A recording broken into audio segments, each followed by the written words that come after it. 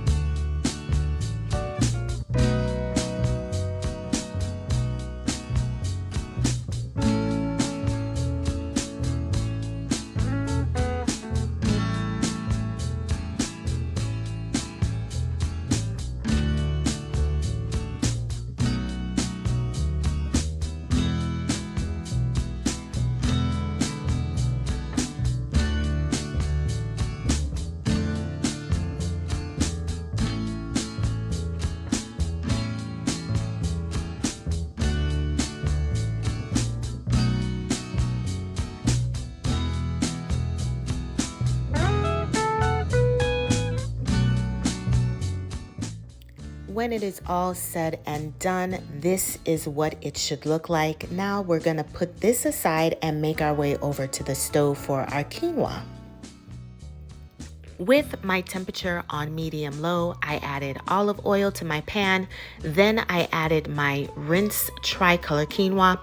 You want to make sure you rinse your quinoa before cooking it to remove any bitter flavor it may have. Also, toasting the quinoa before adding your water helps it taste better.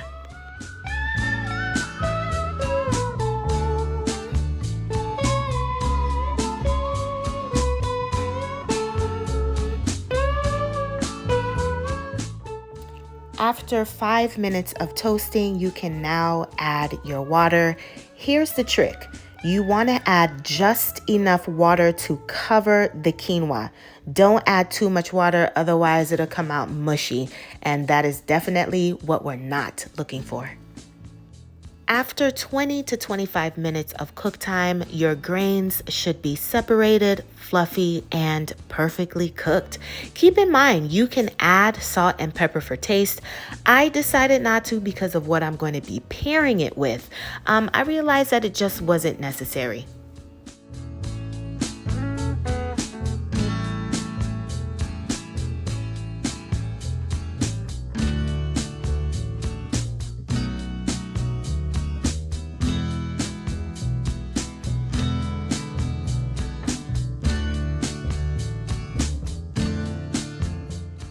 Moving on to our plant-based teriyaki chicken, my go-to plant-based meat is typically the brand name Gardein. With my stove on medium temperature, I added olive oil to my pan and cooked the strips until golden brown.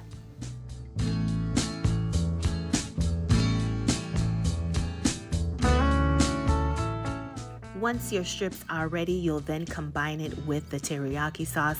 While we're on the teriyaki sauce, I made a separate video featuring that recipe. The link to that video can be found in the description box below.